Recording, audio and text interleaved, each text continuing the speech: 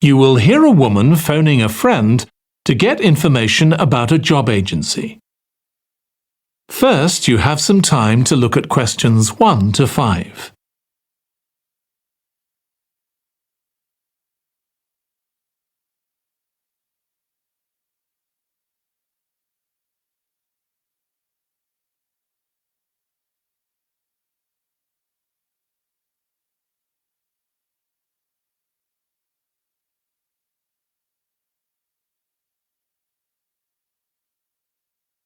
Now listen carefully and answer questions 1 to 5.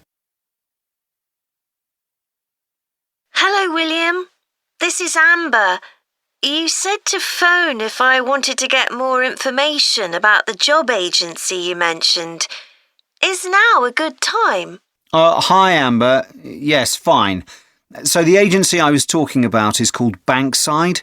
They're based in Docklands. I can tell you the address now. 497 East Side.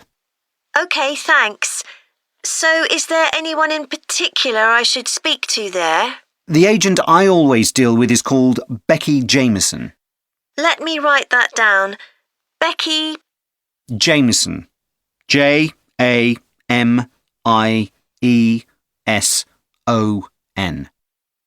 Do you have her direct line? Yes, it's in my contacts somewhere. Right, here we are. 07866 510 333. I wouldn't call her until the afternoon if I were you. She's always really busy in the morning trying to fill last-minute vacancies. She's really helpful and friendly, so I'm sure it would be worth getting in touch with her for an informal chat. It's mainly clerical and admin jobs they deal with, isn't it? That's right. I know you're hoping to find a full-time job in the media eventually, but Becky mostly recruits temporary staff for the finance sector, which will look good on your CV and generally pays better too. Yeah, I'm just a bit worried because I don't have much office experience. I wouldn't worry. They'll probably start you as a receptionist or something like that. So what's important for that kind of job isn't so much having business skills or knowing lots of different computer systems. It's communication that really matters, so you'd be fine there. And you'll pick up office skills really quickly on the job. It's not that complicated. OK, good. So how long do people generally need temporary staff for? It would be great if I could get something lasting at least a month. That shouldn't be too difficult. But you're more likely to be offered something for a week at first, which might get extended. It's unusual to be sent somewhere for just a day or two. Right. I've heard the pay isn't too bad. Better than working in a shop or a restaurant. Oh yes, definitely.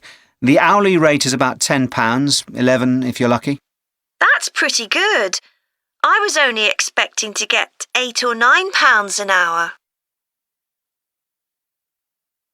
Before you hear the rest of the conversation, you have some time to look at questions 6 to 10.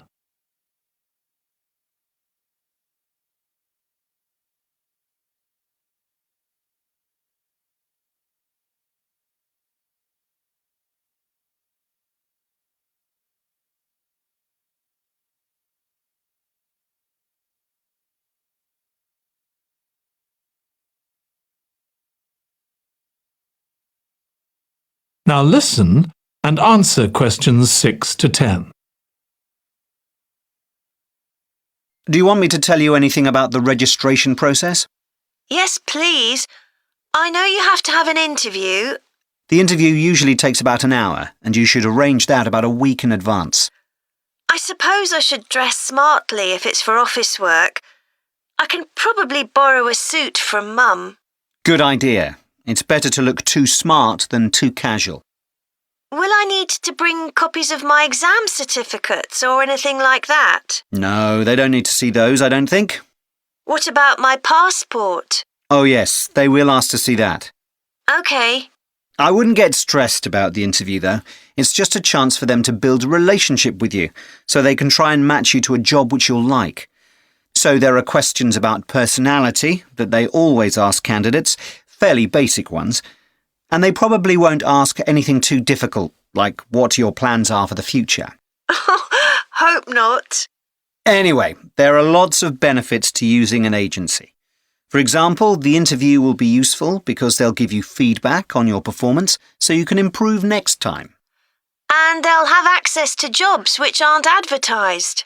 Exactly. Most temporary jobs aren't advertised. And I expect finding a temporary job this way takes a lot less time. It's much easier than ringing up individual companies. Yes, indeed. Well, I think I've covered everything. That is the end of part 1.